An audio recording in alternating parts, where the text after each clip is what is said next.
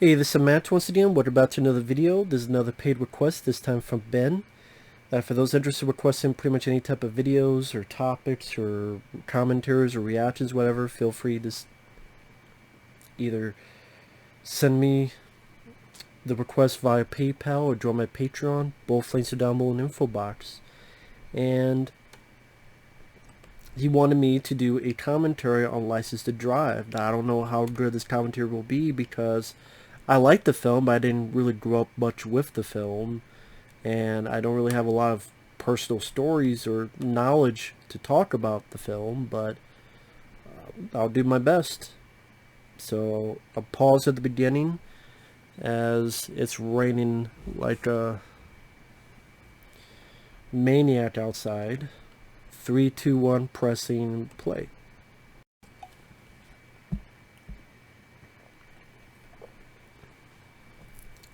What we're doing is we're seeing the 20th Century Fox logo, which you'll never see anymore, especially not like that. A Davis Internet, let's see, Davis, Corey Haim, this is for sinking Corey Feldman. License to Drive.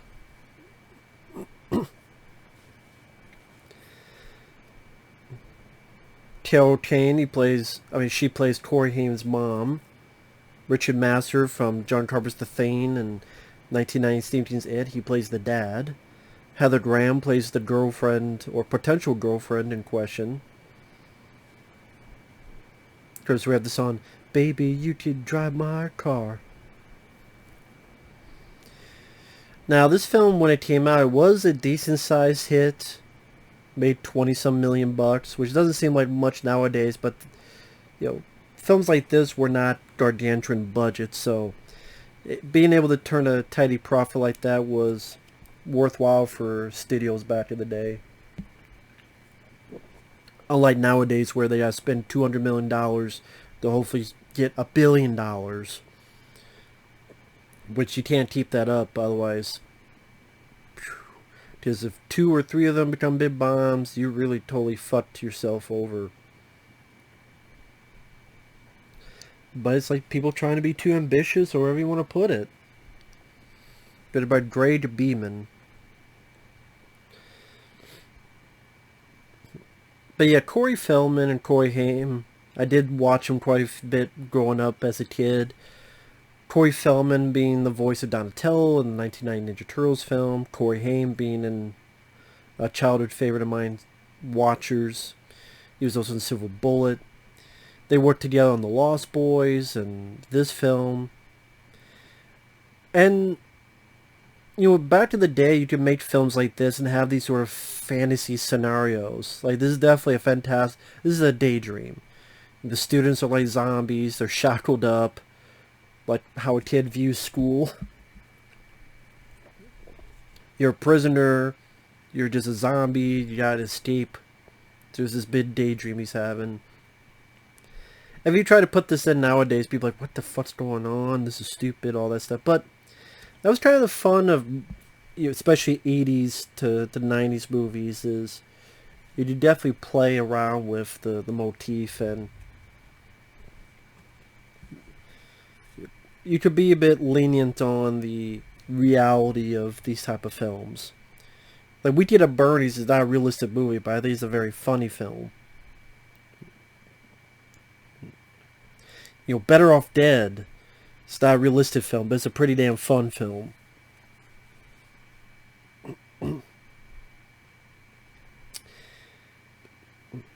I do wonder, because Corey Feldman had success with, he was a little bit in Gremlins, he was in The Goonies, Stand By Me.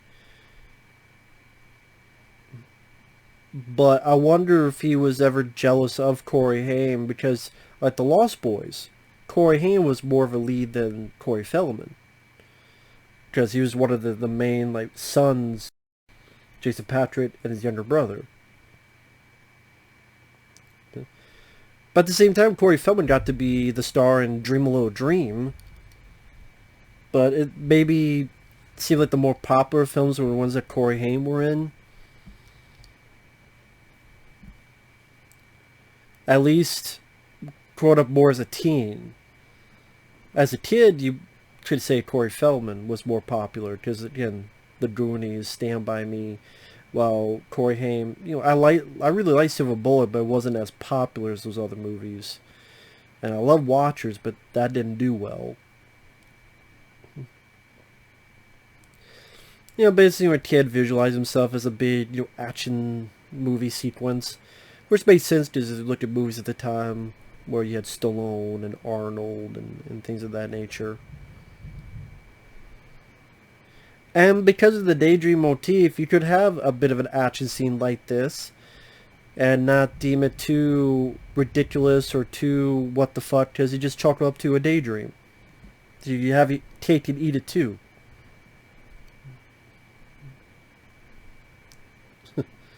And of course, this is a daydream during driver's ed or whatever you want to call it.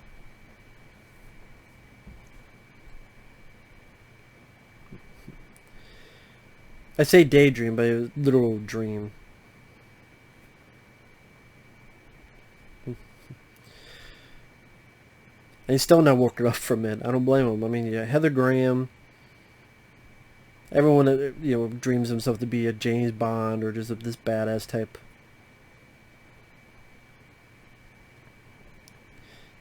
Never play with matches. And having scenes like that, you could incorporate into the trailer. Go, wow, there's explosions and fire. What's this movie about? Get out of my dreams. Get into my car. You're brain dead. Fuck you.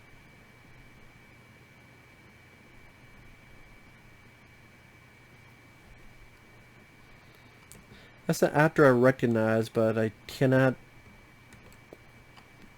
I know I recognize him from other movies. I can't think of it. This teacher. I will drive safely. Okay, that's what it says. God, remember back in the day we had chalkboards? And you had to actually do that. And now you can't do it because it'd be too mean. You can't have kids draw on the chalkboard. There are no chalkboards, and it's too mean.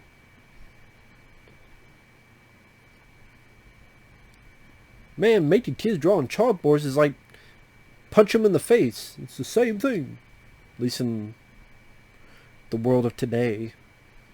I can't imagine how school is today compared to how it was for me back then. Now here's the buddy. But it seemed like they wanted to switch off. Like, again, Corey Feldman stars in Dream a Little Dream. Corey Haim is a star in License to Drive. And back and forth, back and forth.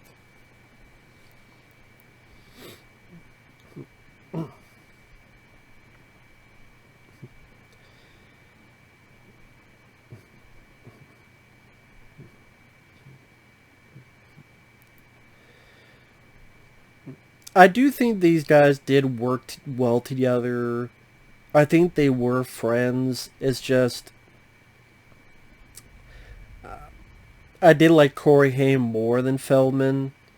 At this time, I didn't mind Feldman. Like, in this time period, the Burbs, I was like, okay, I like Feldman. Other than Donatello's Ninja Turtles, I always thought he was shit voice for that character.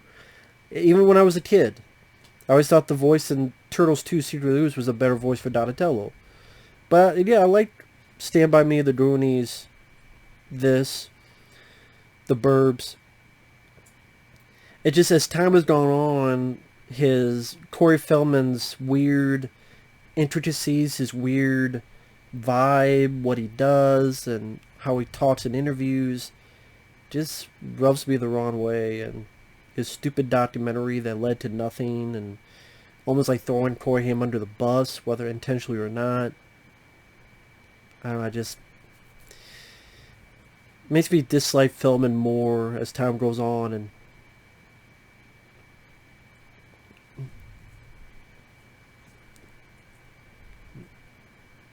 look forward to... I like Corey Haim. I missed Corey Haim. May he rest in peace. Always enjoyed Corey Haim. May he rest in peace. Always sad what happened to the Corey Haim.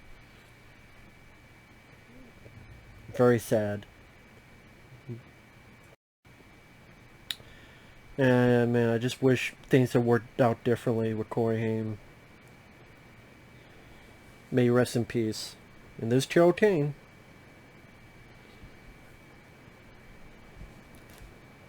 God. I swear this place just rains and rains and rains some more. You probably hear it from the microphone, just rains and rains. It happens that all the time. I guess that will deal with pregnancy, like people eat weird shit. Well, not that I would know.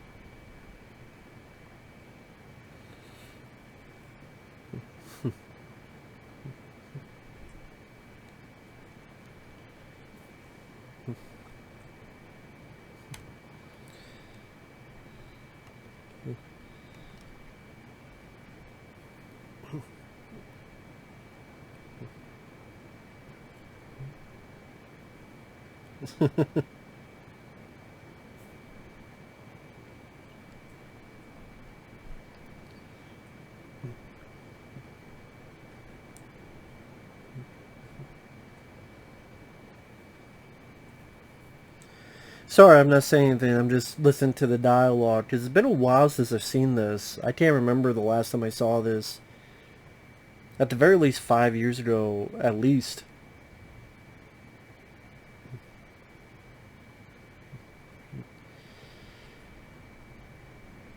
Yeah, this is a time period we just had a tremendous amount of movies coming out that were just worthwhile. I mean, from the Blob remake to action films of Commando, Predator, Aliens, to comedies like Mannequin, Weekend at Bernie's, Crocodile Dundee, Beverly Hills Cop.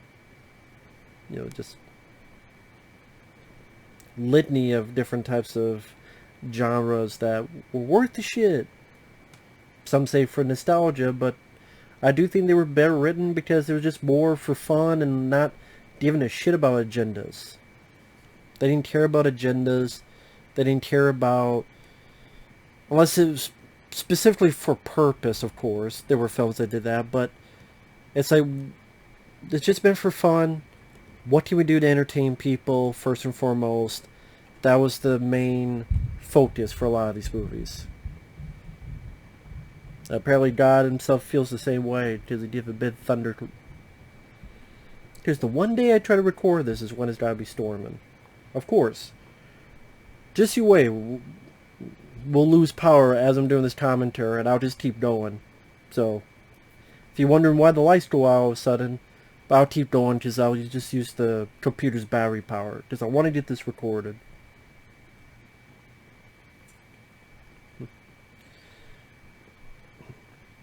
God, these clothes from back in the day. Corey Feldman with his tie. What's up with this fucking tie business?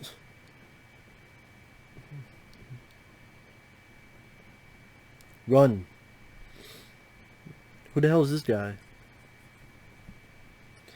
It's me, it's DDP. No, just right.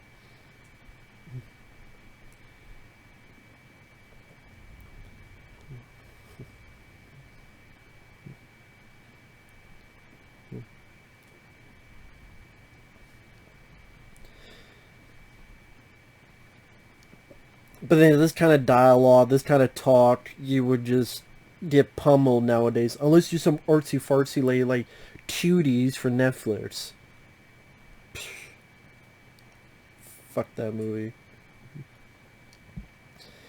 But they don't really make films like this nowadays if you think about it. You think of all the films coming out.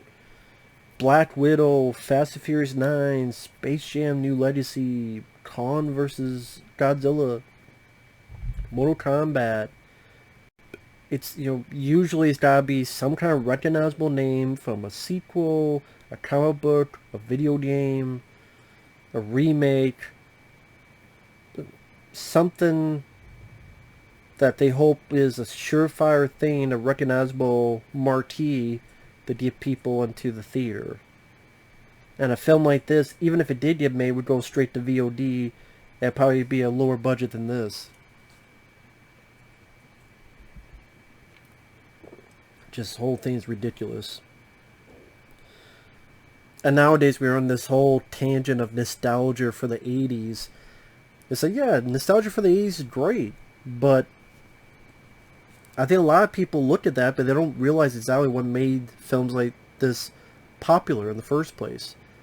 They either don't sincerely like them, sincerely enjoy them, or they, oh, yeah, I enjoy it, ironically, but miss the point what makes films like this work, or the variety of these 80s films work.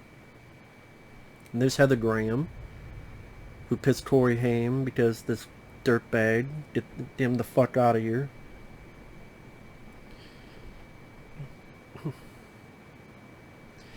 And Corey Haim had that, boyish charm that made him likable and easy to root for. There's like a sense of innocence, which is makes it more tragic what happened to him in life in general, which is, again, very sad.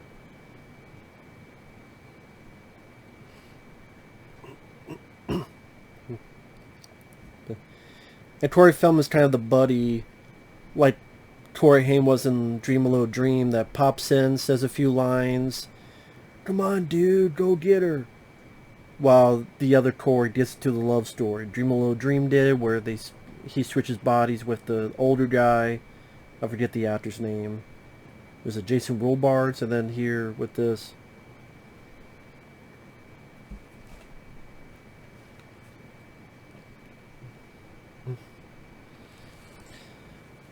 I'm going to try to get my phone because I want to see if I can look up any trivia for this. 1 second.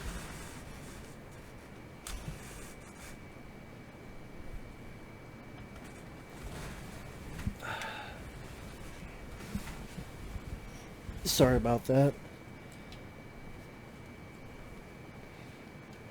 Sorry, my nose is itching. But, yeah, Richard Masur, good actor. He plays the dad. Seems like a dad who's trying to be understandable and not too much of... He's not like a prick or anything. Which is nice.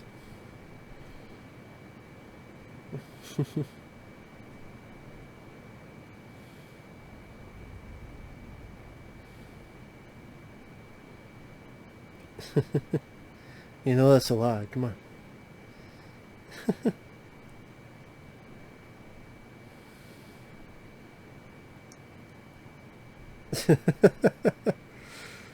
The dad is trying. He's trying to hang out with the son, and kind of sweet to see. Kind of sweet to see.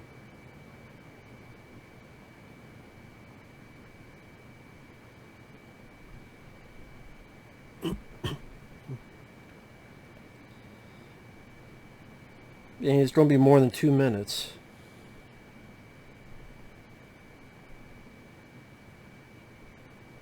You trust me, I trust you.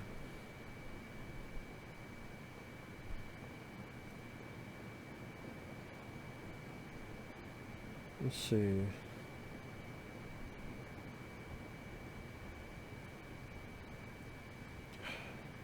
All these stupid messages on my fucking phone. Will you just knock it off, for fuck's sake? Can't do shit. Get on the fucking phone, 80 million fucking messages. God damn. God damn.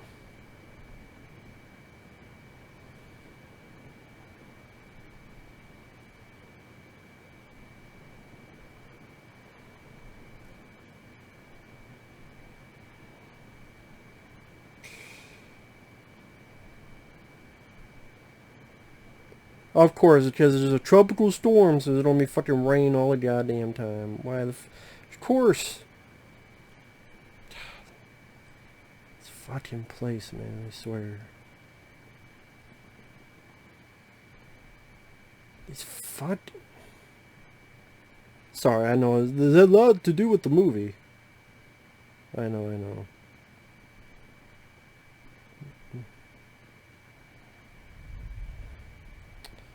Oh, fucking then. I was looking up the weather first to see what something's going on, and... God damn.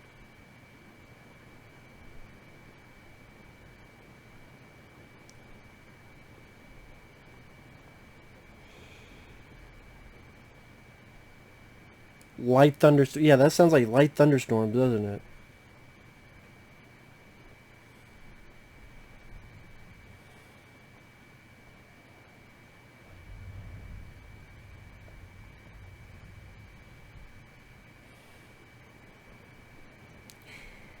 For God's sake, man.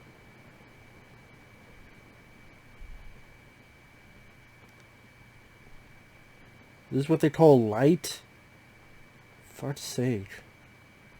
Light my ass. Whatever, sorry.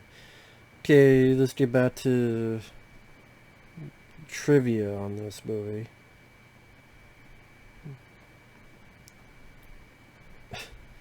Dad pretty much stuck. More and more pissed.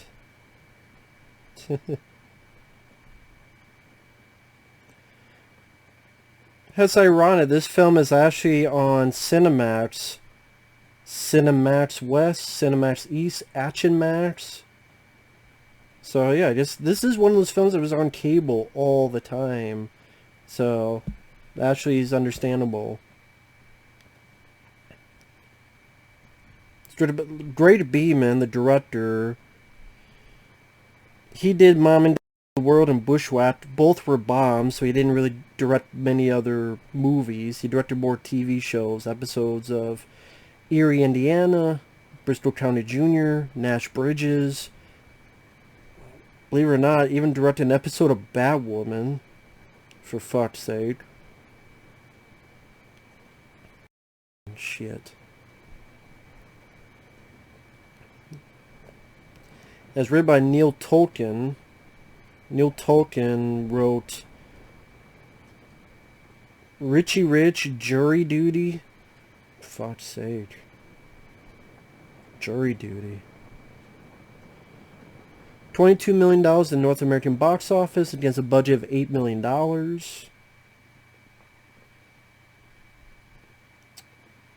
Yeah, it has a pretty decent soundtrack. Drive My Car for Breakfast Club, Sweet Surrender by Brenda Starr, The Out of My Dreams, The Out of My Car by Billy Ocean, DJ Jazzy Jeff and the Fresh Prince, Jazzy's in the House.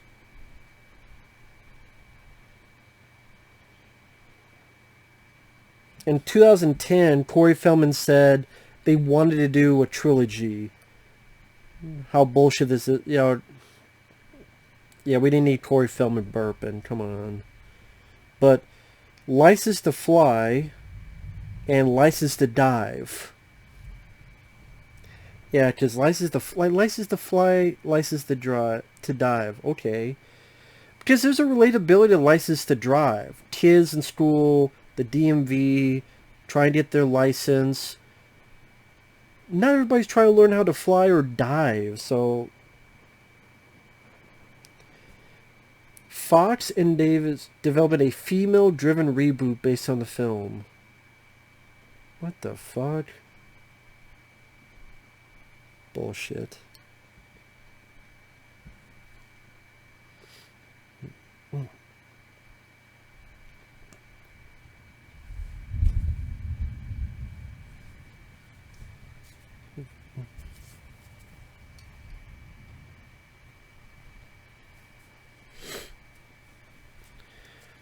Interesting way of doing a test. I've never seen a test do that where they actually tell you if it's correct or not from the get-go.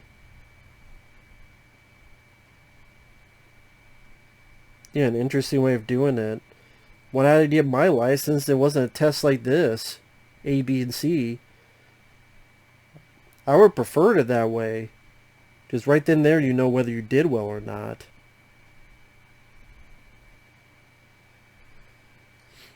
And of course he'll fail. We already know he fails. Neither Corey Feldman or Haim had a driver's license when filming started.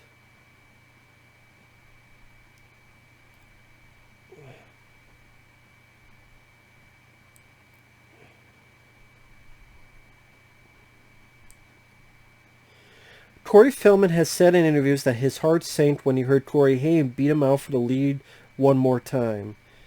This happened with Lost Boys, Lucas, and Murphy's Romance. The two were best friends but also fierce rivals. So there was a fucking... He was jealous of Corey Haim.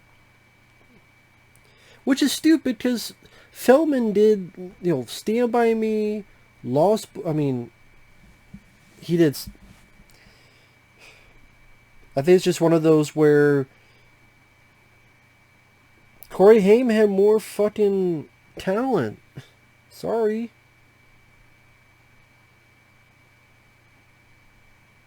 I'm sorry, Corey Haim was a better actor. You know, Corey Feldman isn't a bad actor, it's just...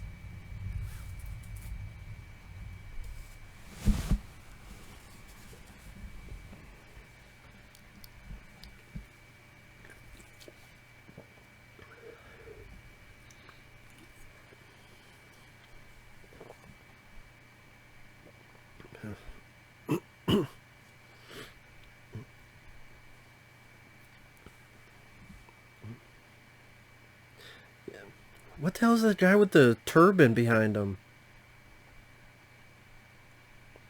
Well, I guess anybody can wear a turban, but I just saw that and went, what the fuck?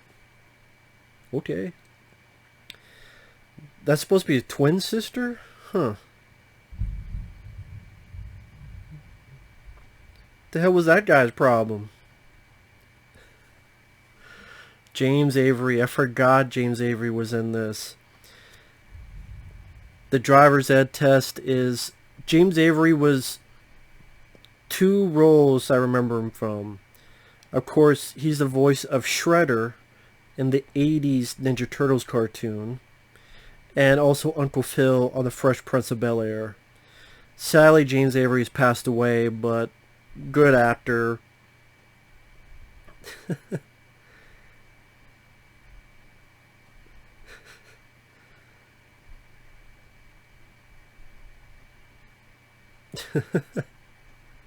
No one likes to be burned.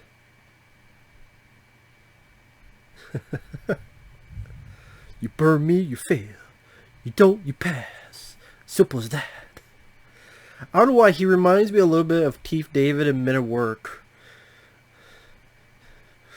A man never touches another man's french fries. I was waiting for him to say that. Maybe they're related. Maybe they're brothers. Maybe this is like a sequel to... Maybe it's in the same universe of Men at Work. Could be. The Coreys and the... I could see that. Corey Haim, Corey Feldman meets Emilio Estevez, Charlie Sheen. Of course, I say that, and I just thought they had the Charlie Sheen thing, because Corey Feldman said in his documentary that Charlie Sheen did stuff to Corey Haim. I don't know if that's true or not. Part of me is like, why would he make it up? But, I don't know, I don't know. I wasn't there. I do think Corey Feldman has gone through some fucked up shit. I think he's gone through some stuff that has changed his perspectives. I do miss... Oh man, I miss Corey Haim.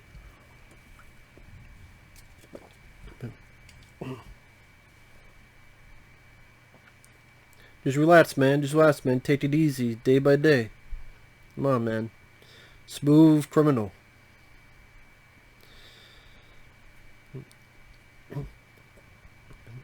What the hell?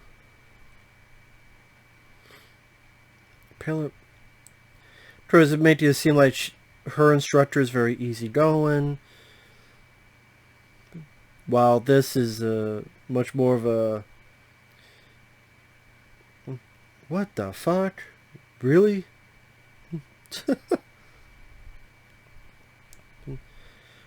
Apparently Corey Haim really did do this parallel park.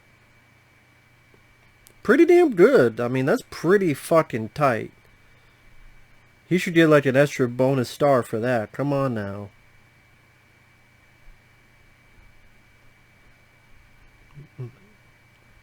That is pretty fucking good. Relax, man. Relax.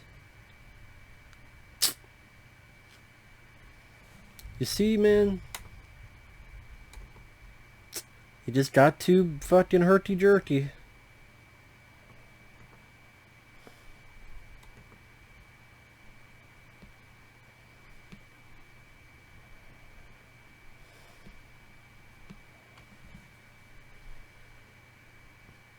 Oh, he did succeed. Okay.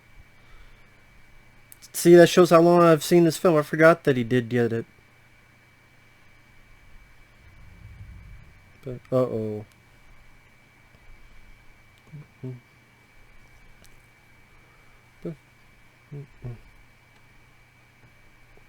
Oh, the computer stuff. Like, he did well on the battlefield. They just let him pass, man. But it does have that sinking sensation that a lot of kids get back in the day where you just know bad news is coming. So I don't know if it's like the way the lenses are that make it look like it's a bit wider. And of course the teacher, you got this heavy blue makeup and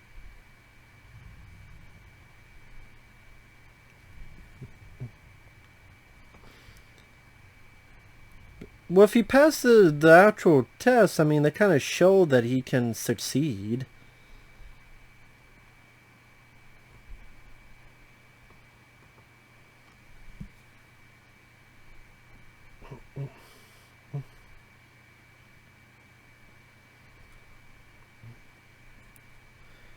Wait, it's not the end of the world, man.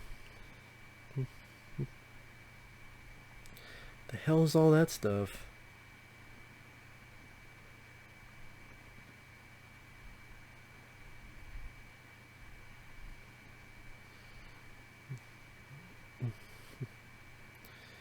Sorry, I'm not saying that. I'm listening to the score.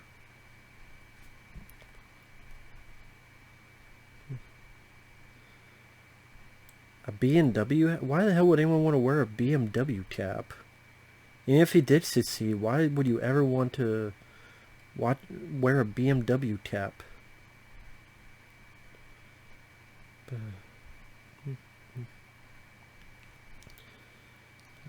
Just tell the truth.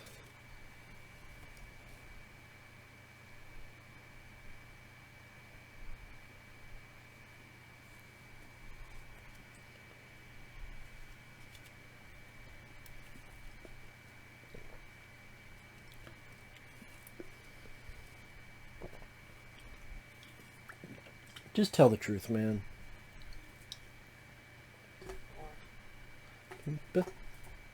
Just tell the truth. He's not going to tell the truth.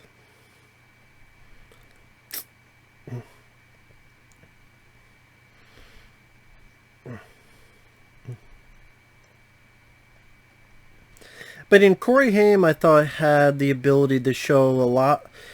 The thing between Corey Haim and Corey Feldman, I kind of sat there and went, what is it that I liked Feldman, but why did I like Haim more? I think just Haim just had that. Corey Feldman has a persona that seems like he could be a prick or a diva or just that kind of attitude. While Corey Haim seems like a guy who sadly went through troubles. Wish that someone could have pulled him out of it a bit sooner before he passed away. And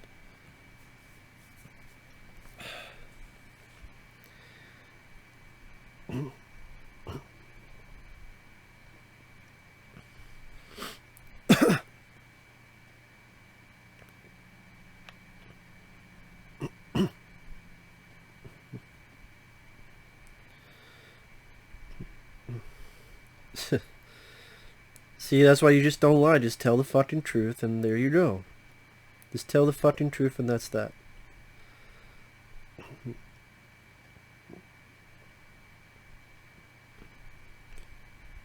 There you go.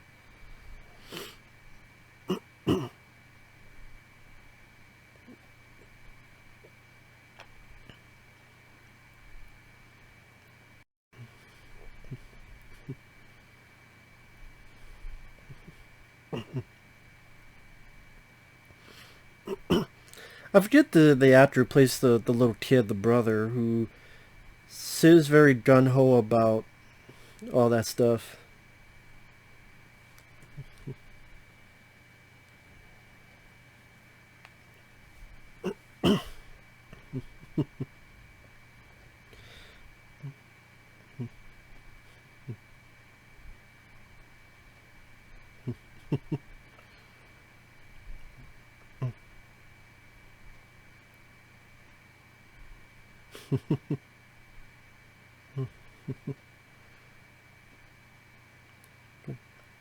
Is that going to be buying your car because he knows you failed?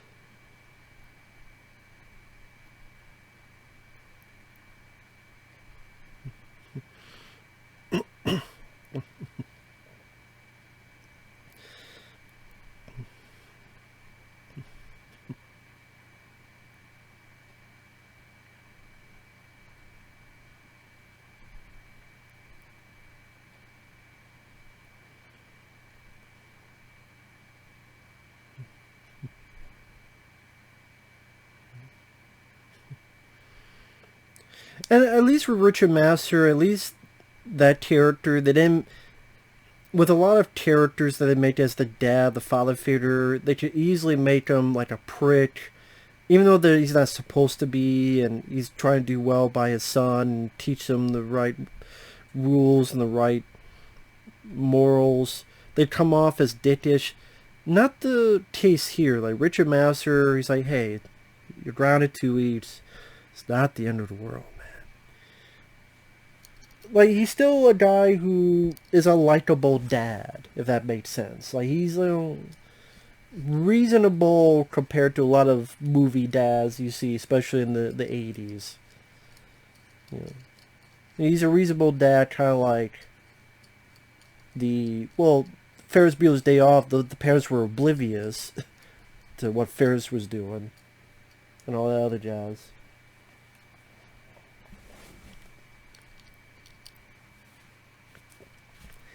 It seemed like after this, the kind of success of both actors kind of subsided, because I think about like what happened after this.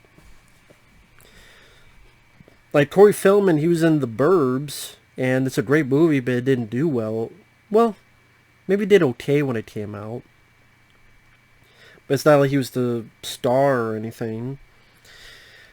He was the voice of the 1990 Ninja Turtles film, but it was a success because of him.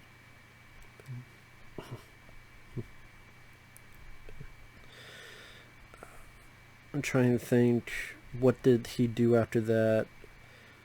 Then the Dream a Little Dream 2 didn't really do anything. There's this one film that I think Corey Haim, I don't know if he got fired during. Damn it, I should have looked up their filmography.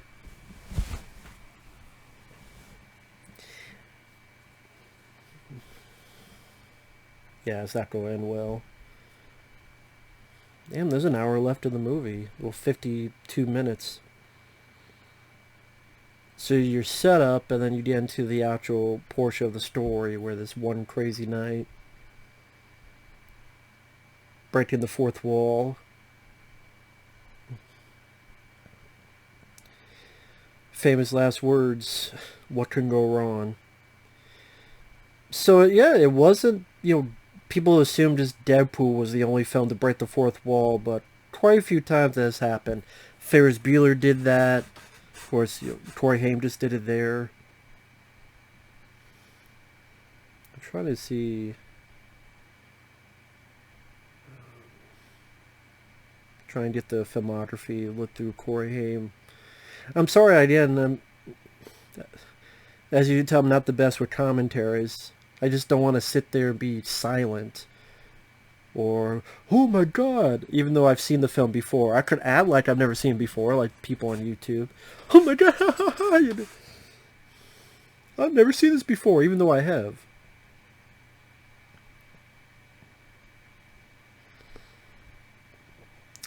Yeah, Corey passed away 2010, wow. That long ago.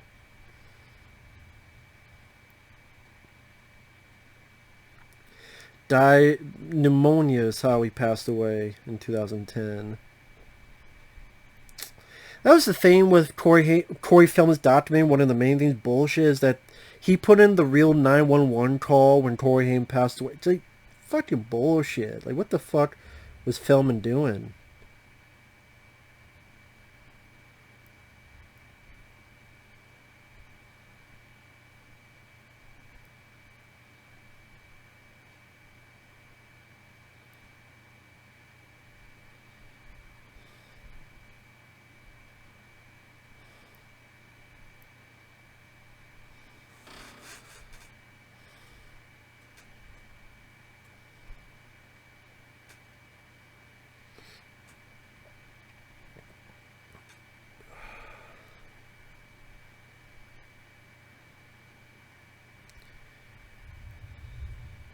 Yeah.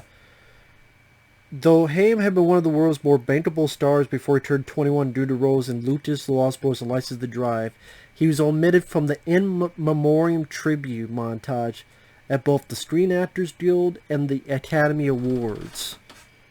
Perceived by the press as a snub, Haim's omission for the Oscars received widespread media coverage. Yeah, understandably so. This is fucking bullshit. Probably because some of those motherfuckers touched and molested him when he was a kid. Oh, we don't want to mention the kid that we fucking molested and touched because we're fucking pedophile central in Hollywood. It says we fucking molested and fucked with them. Probably, hey, it's okay, kid. It's all It's not. If it's a hole, it's good. Whatever the fuck they say to kids in pedophile wood. Fucking bullshit. Fucking ridiculous, in my opinion. Ridiculous.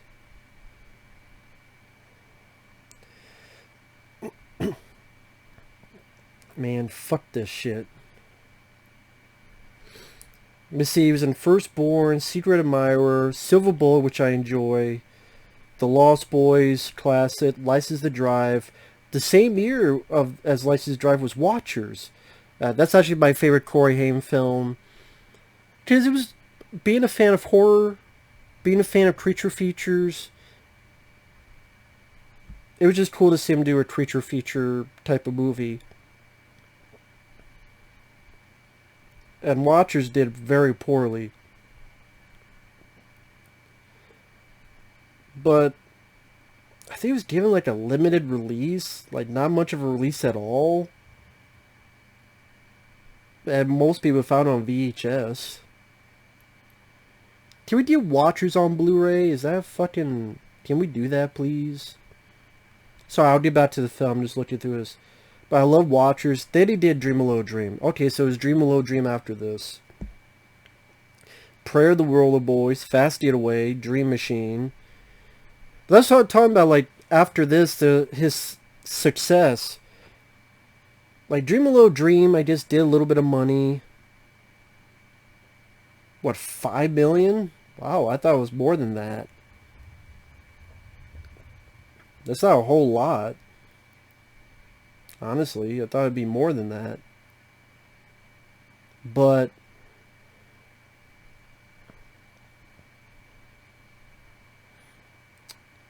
you see, after that he did Watchers, flopped, same year as this.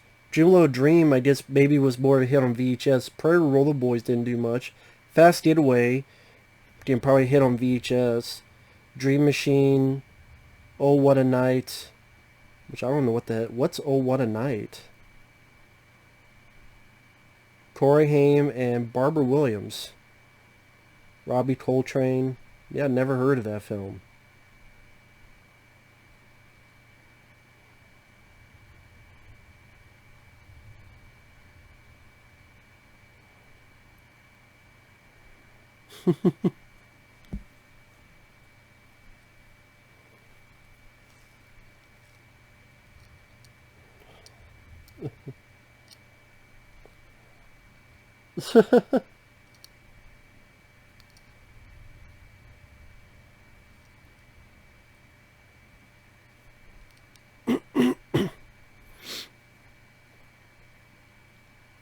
Paying the guy to get his car back.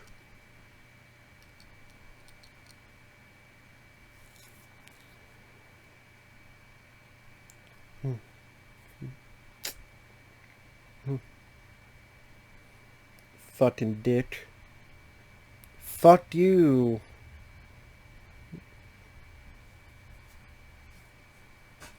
Dirty ass motherfucker. But yeah, I mean, that's what I mean. After this, like, look at the films. Dream Machine, Oh What a Night, The Double O Kid, Blown Away, Anything for Love. Oh, that's just one of the girls. National Lampoon's Last Resort, Life 101. Like, films that some may have done well. Like Demolition High, Dream a Little Dream. They probably did well VHS, that's why they got sequels. Fever Lake, Busted. I mean...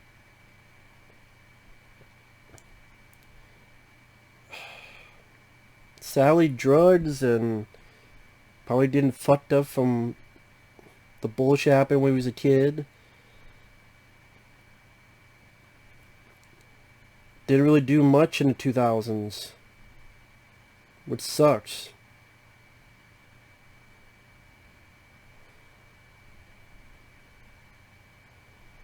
If they were someone, able to help him get fully cleaned up and fixed up and come back in the movies, it would have been nice to see. But or even if not in the movies, just do something, make him happier. Would have been really cool. Sadly, that wasn't the case.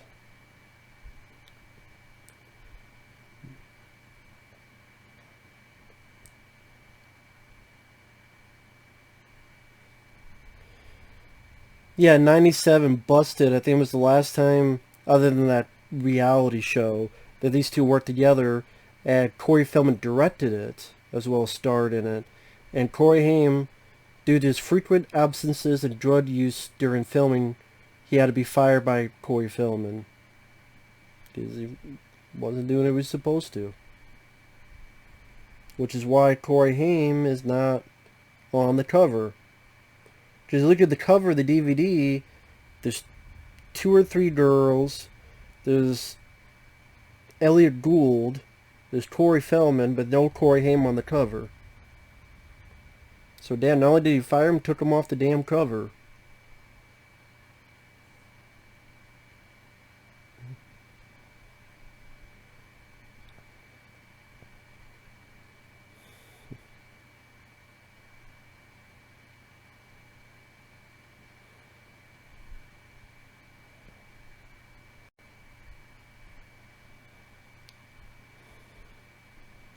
And back to the day when you had tapes, cassette tapes.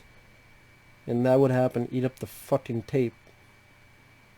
Always sucked when that happens. Like, what the fuck? God damn it. I gotta wrap this fucking tape around together and make sure it works. I hate these fucking phones trying to type in them. God damn it.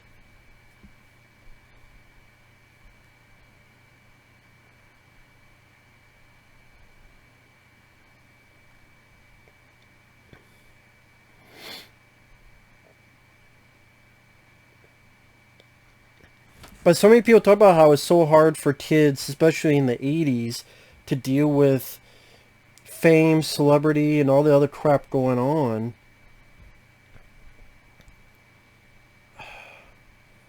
They just get pulled into it, and then people in Hollywood fucking touch them, molest them, fuck with them, throw them out there, and they probably don't say anything because they figure that all they have is their career and they don't want to get canceled. And also, they don't want to admit it because maybe they feel embarrassed and they feel they shouldn't be embarrassed. Something horrible happened to them, but that party that still feels embarrassed and feels ashamed in some way and feel you don't want the world to know because I'll deal with it, I'll hide it and work it out. And Sally goes into fuck, man.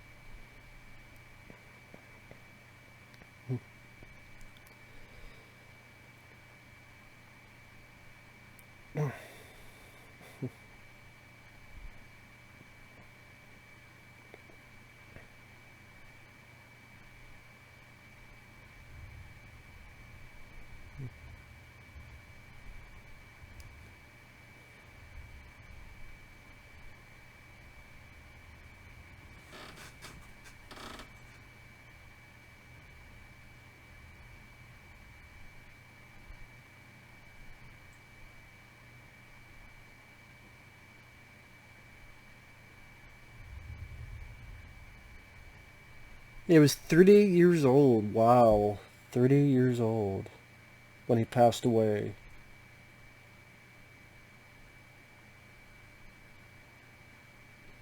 Wow, that's my age. Because I'm 38 years old. Wow.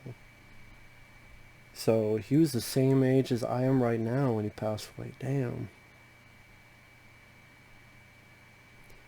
So I'm looking through when last year people posted on his birthday saying, happy birthday, that type of thing. People do remember him. People do remember him, which is nice. Nice to see.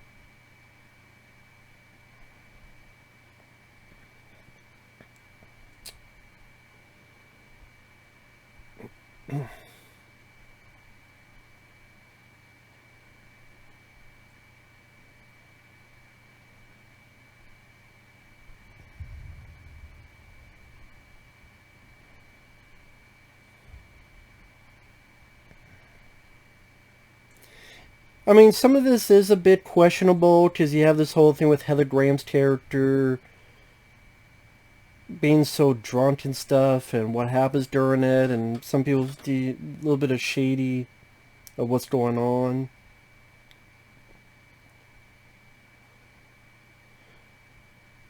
But I mean, at least it's not if the character Corey Haim plays continued, even she was drunk as fuck, then that'd be a bit more to look into.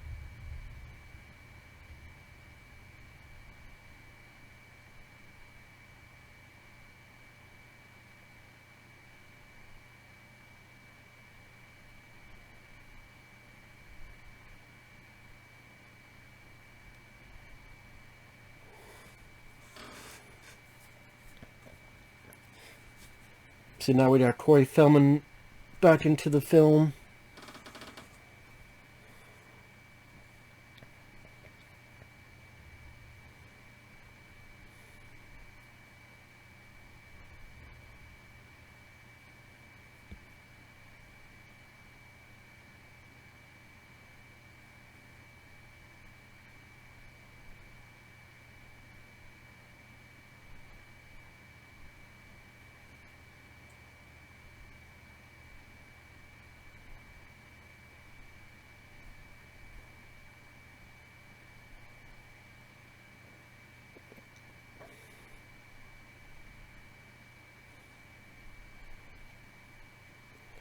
Let's see.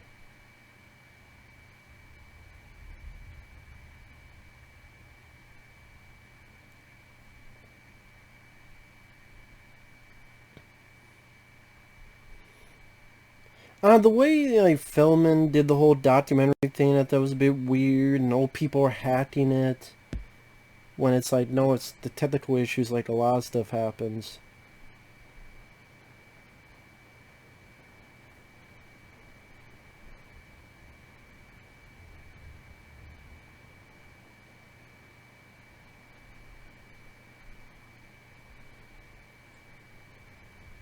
Pretty much he said that Charlie Sheen did it.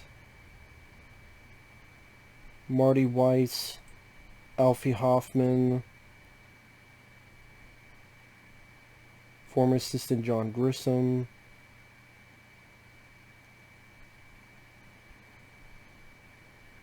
Dominic Brazia, who I think is the guy in Friday the 13th Part 5 who had the chocolate and then got axed to death.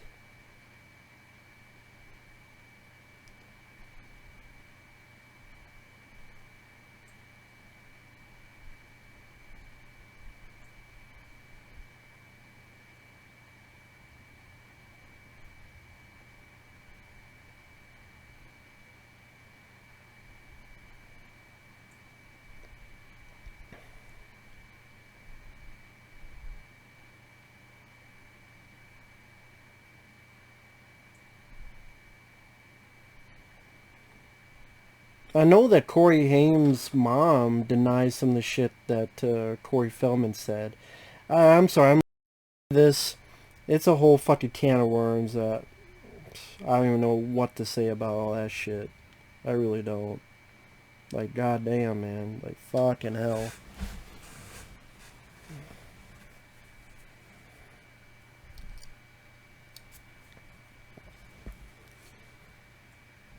Like, Corey Feldman, what he's doing is pretty fucking suspect. Like, you're taking pictures of a girl while she's knocked out. I don't blame Corey Haim going, what the fuck you doing? So yeah, what Corey Feldman is doing is a bit suspect.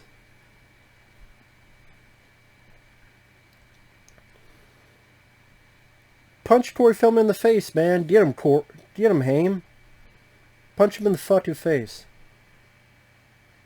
Yeah, blind him with the flash. That's good. You don't need to see to drive. That's overrated. Did you blind him with the flash, you fucking idiot? Dumb motherfucker. Fuck you, Feldman. You thought, stupid fucking pipsqueak.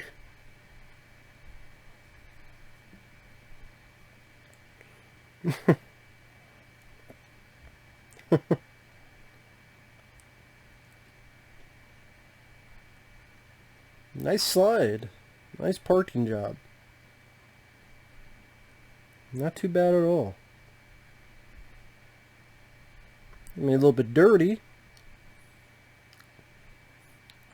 Throw up in his mouth.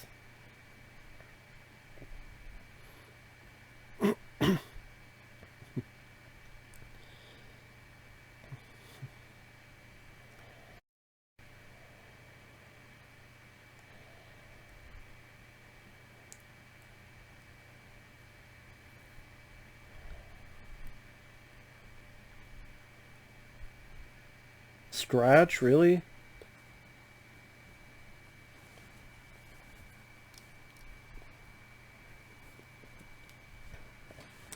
It's a bit scratch, but it's this fucking bit. It's not going to tear, man. Blame it on the paperboy. I don't know. Blame it on some asshole.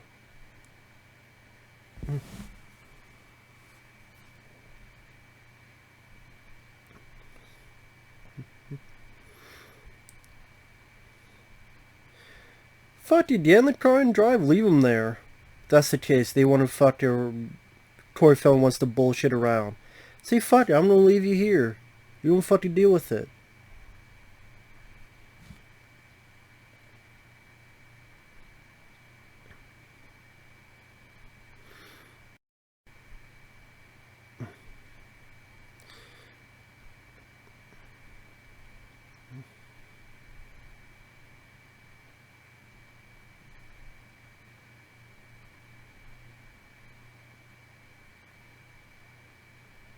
And that's the thing is that Corey Haim just comes off as likable when he plays characters compared to Feldman. I think that's why Haim would get more of the leading roles.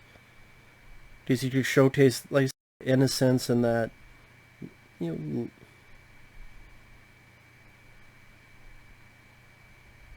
easy to root for, which is what you would want in your lead character.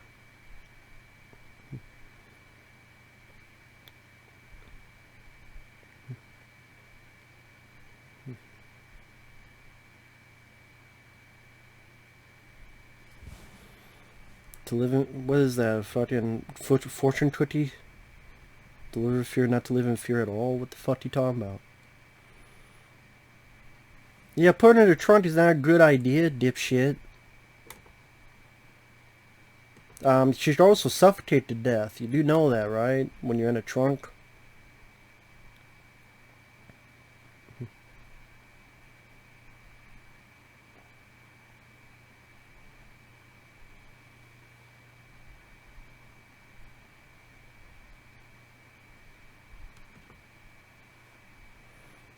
Does he leave her right in the fucking trunk?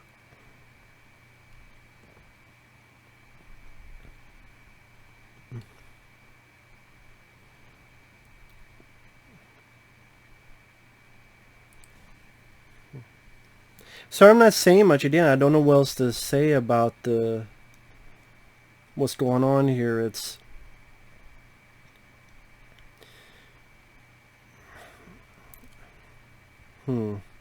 Archie's.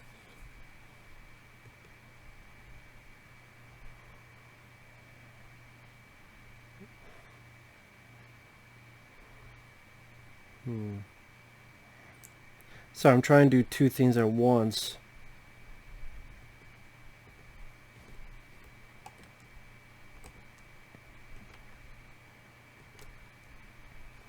Okay.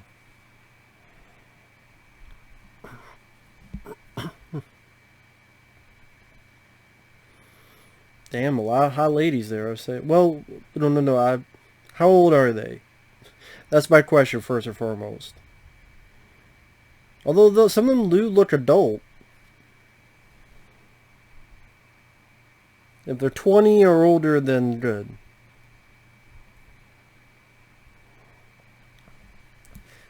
Back in the day where roller skating was the big thing.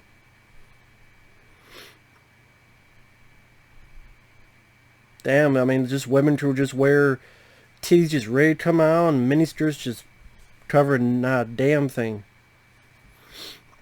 Holy shit balls of fire. But you can't even have that in the movies now. I mean, it's okay if a guy shows his fucking chest or whatever, but girls, no.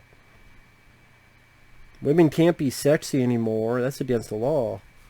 If they're 20 or older, then it's fine. You fucking moron. You fucking bitch tit. What the fuck you doing?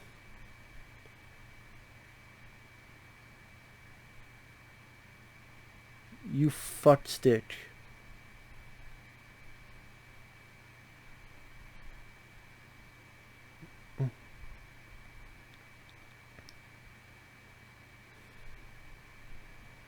Get the fuck out of there already.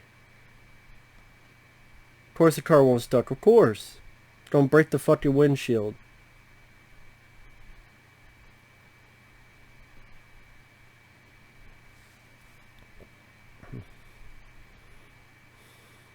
Yeah, flip his ass out of there. Right into traffic. Yeah, get the fuck out of Dodge. Good job, dipshit. Now you don't get him like wannabe Jameson Newlander. You got him in another fucking car chase. Or close. Just leave Feldman there. Just leave him there for the fucking eaten by the crows. Fucking hell.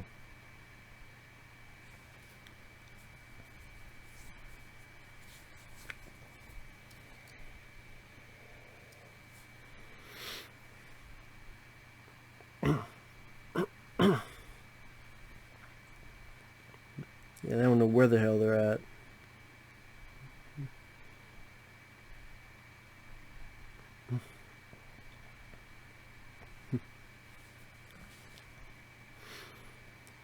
It is a pretty damn, not too bad of a looking car.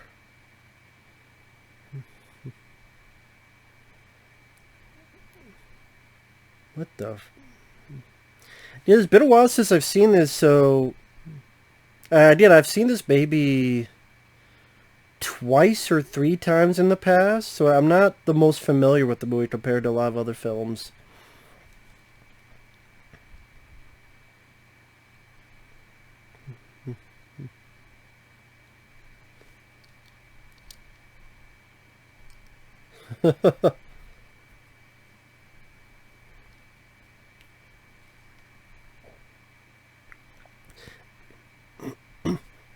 His sister's at the protest while they're rocking this fucking car up and down the center.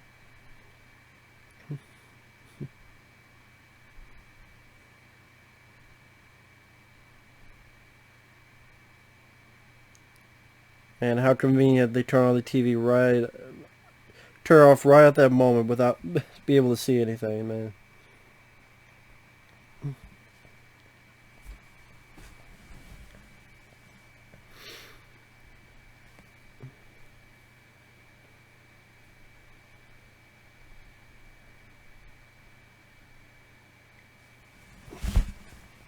Yeah, you got no license. What are you gonna do? Use harsh language? Bluff yourself out of it?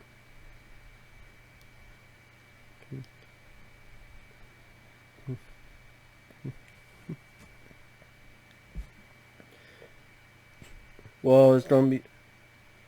You're not gonna have your license.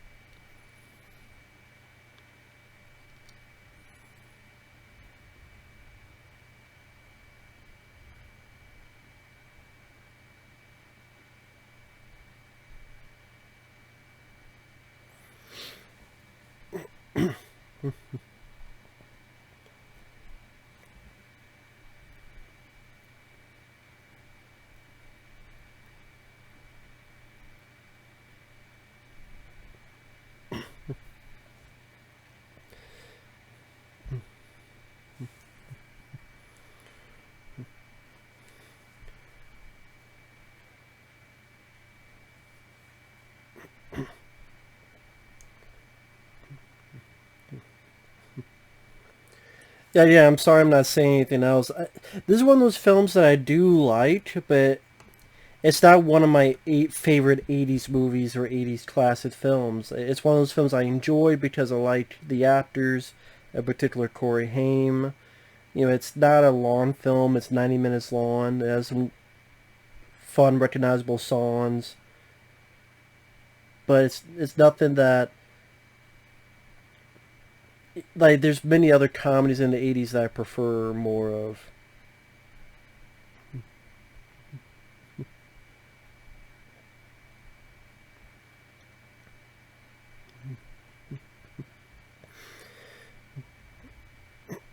Like Crocodile Dundee, Three Men and a Baby, Beverly Hills Cop. Like, there's many other comedies I put above this. Weekend at Bernie's I love, Jumpin' Jack Flash, Golden Child. Even like Corey Haim, like Watchers, and I would put Lost Boys above this.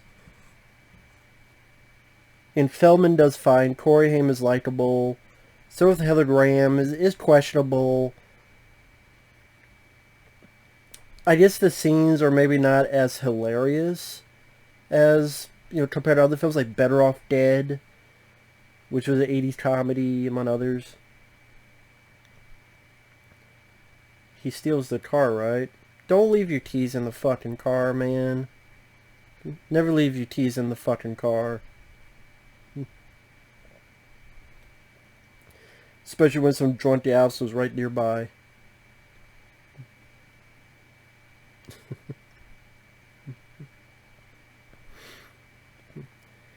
But that's what it's leading up to. It's supposed to be this big crazy night. So, I mean, so what's happened so far?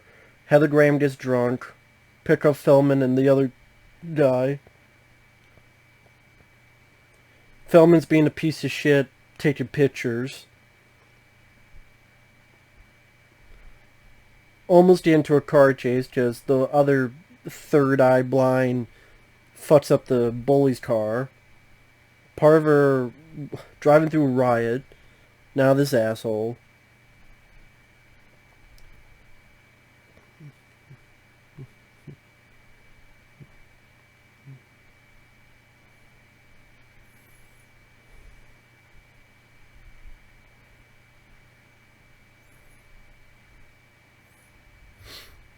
I think there's Frank Sinatra music playing.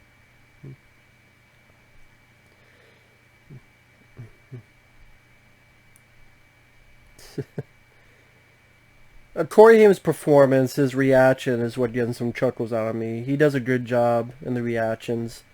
There goes the rear bumper.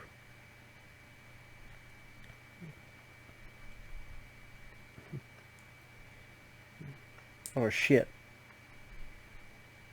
Surprised he didn't go through a fucking food stand. Alright, you put a knife in the fucking dashboard too to make it even worse. No shit, Mr. Sherlock Holmes.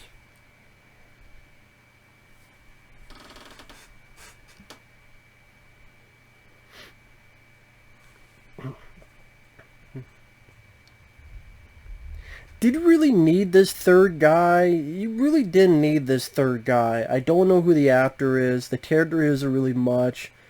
You didn't really need a third guy in the situation. It could have just been Haim and Feldman together. Everything this guy's doing, Feldman could have done. Feldman could have accidentally hit the car and also do his old sandwich bit. Like, you didn't need this third guy. He really is like the third wheel in this situation. He's not a memorable character. He's not a character that's needed. You could easily write him out, and good car stunt work, I'll say that. Kudos to the people driving the cars. And yeah, the director did Mom and Dad Save the World, which wasn't that film has some decent practical effects, has a bit of imagination utilizing those, but wasn't really a funny movie, wasn't the most successful blend of comedy and sci-fi. And then your lead is Jeffrey Jones, who's a big creep in real life. And then Bushwhacked is okay, but it's not a great comedy either. It's definitely the most successful film the director has done. I think he also did Problem Child 3, which might have been, I think, made for TV, made for cable. That's a pretty good stunt work. To try to go from one car to the other, especially those wide shots showing, yeah, it's pretty good stunt. Yeah, not too bad stunt work. Because you have to have yourself dragging along the car, and even that bit's there, like hanging off the car door.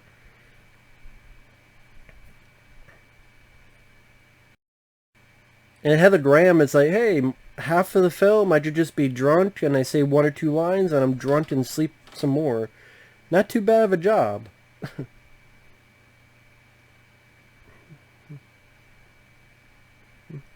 Those damn shoelaces.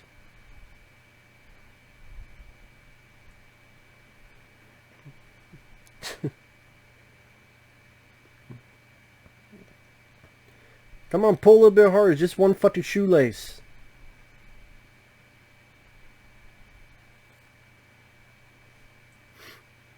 There you go.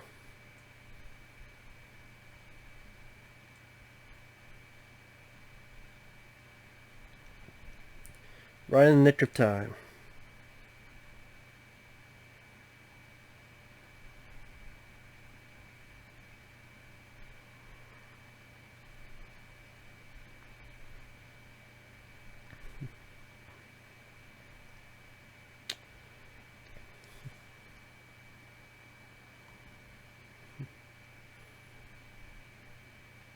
Take him out and punch him in the face. Throw him down the fucking...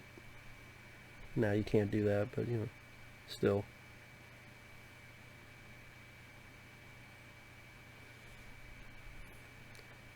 At least take him out and throw his ass down in the fucking ground. Give him one punch at least. Break his nose. For stealing your fucking car.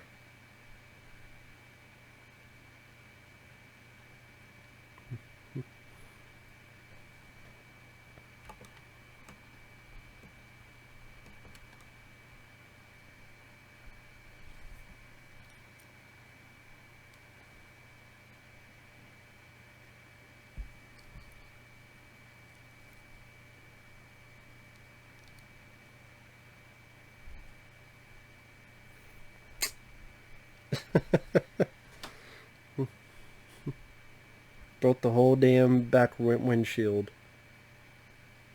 Yeah, there's no way you're fixing that shit. There's no way at all.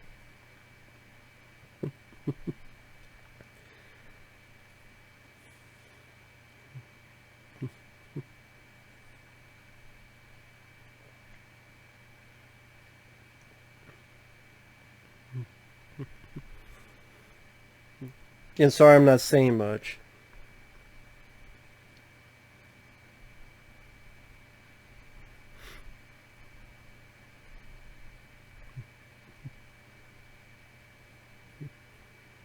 Not much of a night. The fucking birds are chirping. Which hell, birds are going to chirp pretty soon over here. It's still thundering a bit. It's not raining too much. At least as much as before. But yeah, and again, this film did come out with a DVD. I think there's a Blu-ray. There's a couple features. I think, you know, the Hammond Filmer interviewed.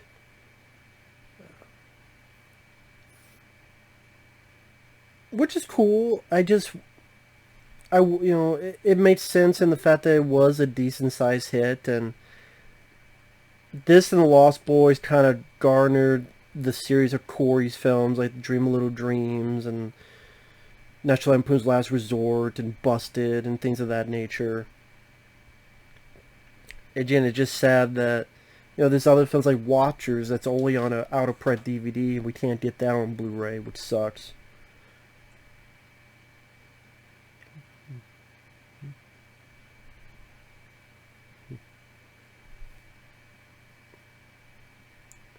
I mean, it's sad. Like if Haim was able to stay away from the drugs, keep himself clean, and then this kind of acting where it's pretty decent, solid. I think he could have gone a bit higher in places, but sadly, that's not what fate happened with Corey Haim.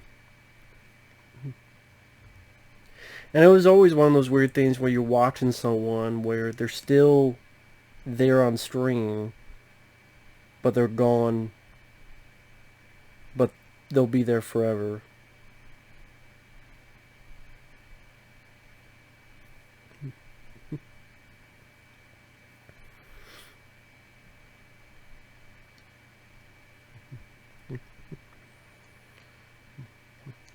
Oh yeah, she's ready to give birth and the car's not there.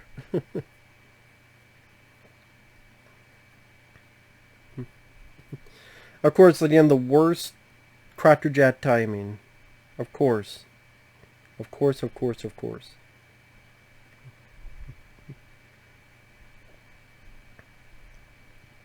Holy shit balls of fire.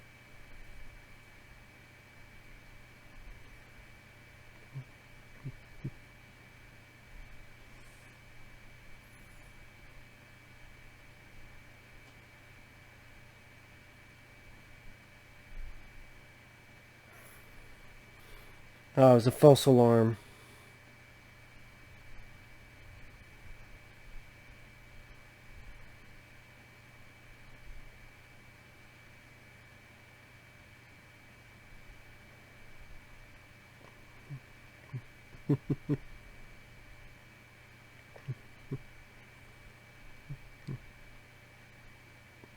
Car never came back.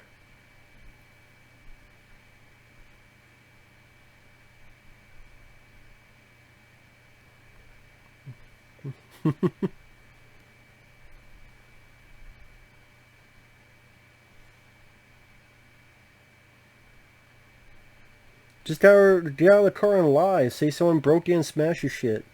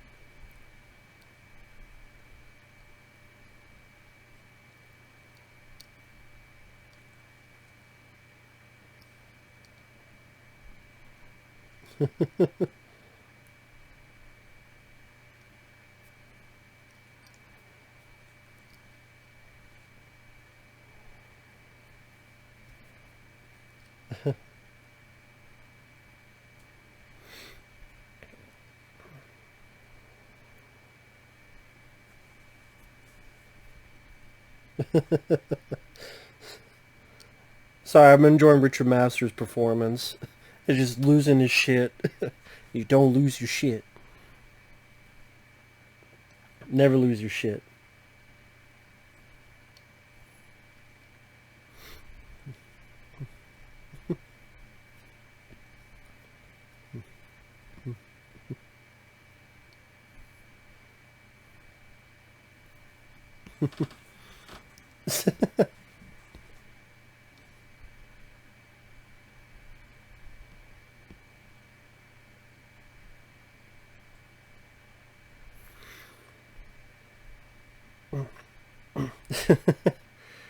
And Carol Kane, I mean, she's a very good actress. I mean, I remember from Transylvania 65000, as well as I think The Princess Bride she was in as well.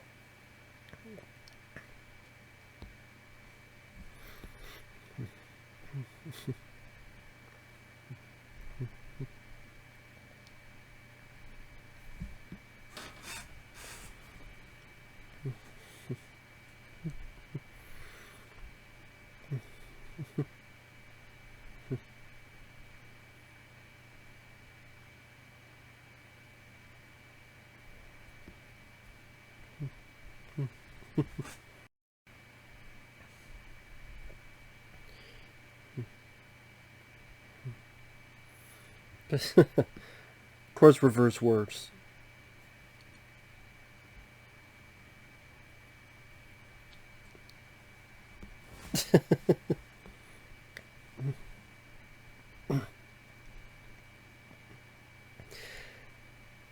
I guess this is sort of his moment to shine, so to speak.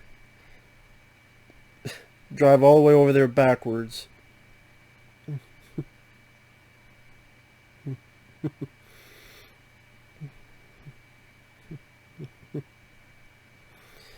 Again, I'm sorry I'm being silent. As you can see, I'm not the best when it comes to commentaries. I'm really not.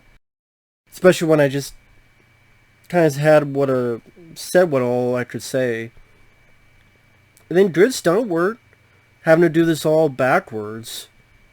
Could imagine just how much time it took to be able to do all this.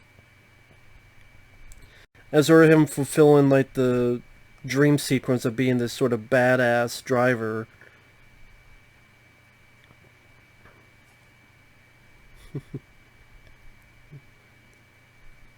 And pretty good, stunt work. That's crazy that a comedy has better driving sequences than some big budget action films in today's age.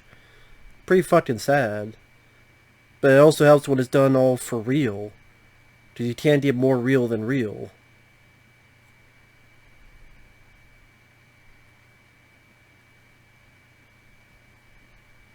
There's James Avery again.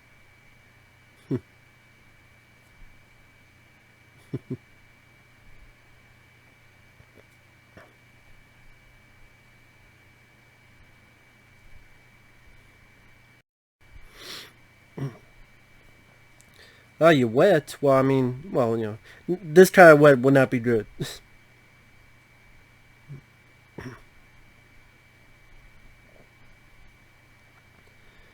Right there in the hospital. Woman in labor. Get the fuck out of Dodge. Move out of the way, construction workers. Get the fuck out of the way. Let her get her fucking baby pooping. Try to poop a baby out. Get out of the way.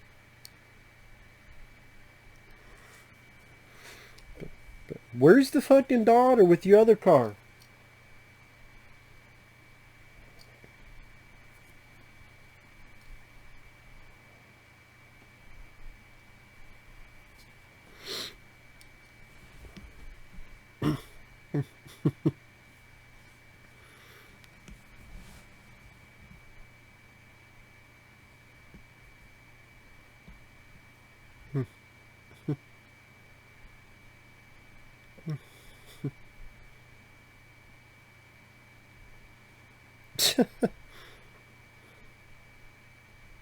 So the car would have been messed up anyway.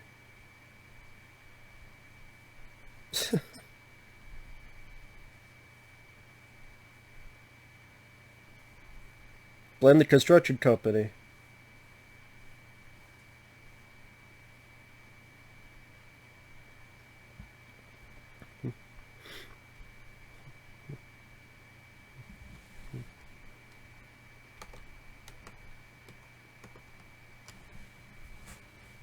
Say the car was stolen.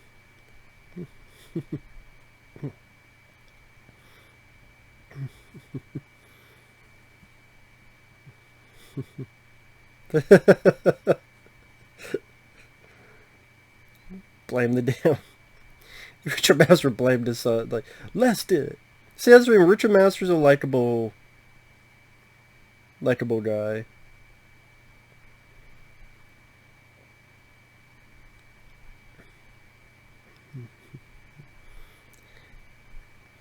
It's a Tonka toy. What do you think it is? It's going to sue the construction company. Let them pay for the damages. They're the ones who fucked it up.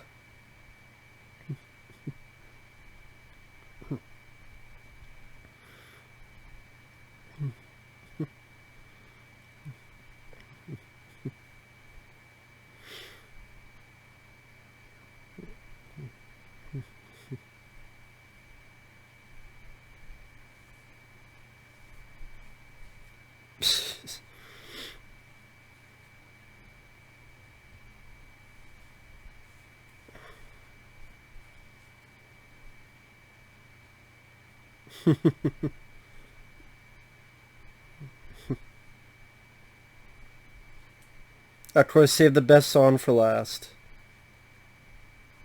Which makes sense.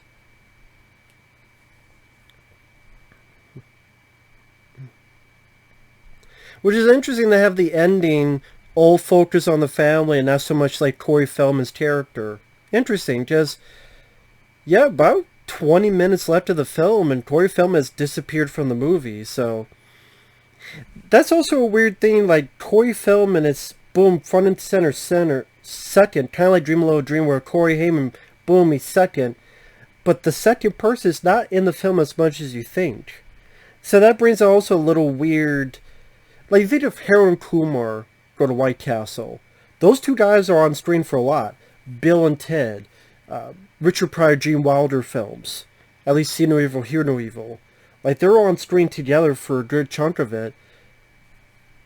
Corey Haim is kind of in and out little bits in Dream a Little Dream. Same with Corey Feldman in this. So you think of it as a team, but they're not a team in it as much as you think. So it's that weird dynamic that... I think it's a little bit of a weird... I don't know how to put it. It's kind of a weird... I don't even want to say dynamic. It's a weird feeling when you have film like this, or Dream a Little Dream, where again, it's kind of billed as it stars these two guys as a team, but you don't really focus on them as a team that much. Just a few sporadic scenes. So again, that gives a... I think when I first saw this, I liked it, but I was a little bit disappointed in that aspect. Like, wow, they're not really a team as much as the poster and the advertising makes you think. And Dream a Little Dream even less so, which I'm not a fan of Dream a Little Dream. Like, this is fun. As again, I like this song. It's a nice, fun song, make you smile. Energy to it. At least it's a short film, less than 90 minutes long. It goes by a quick pace, so it was entertaining for what it needed to be. So I'm not sure what else to say. Sorry if the commentary wasn't the best. Rest in peace, Corey Haim. Miss you, man. And we'll see you guys later. Bye-bye.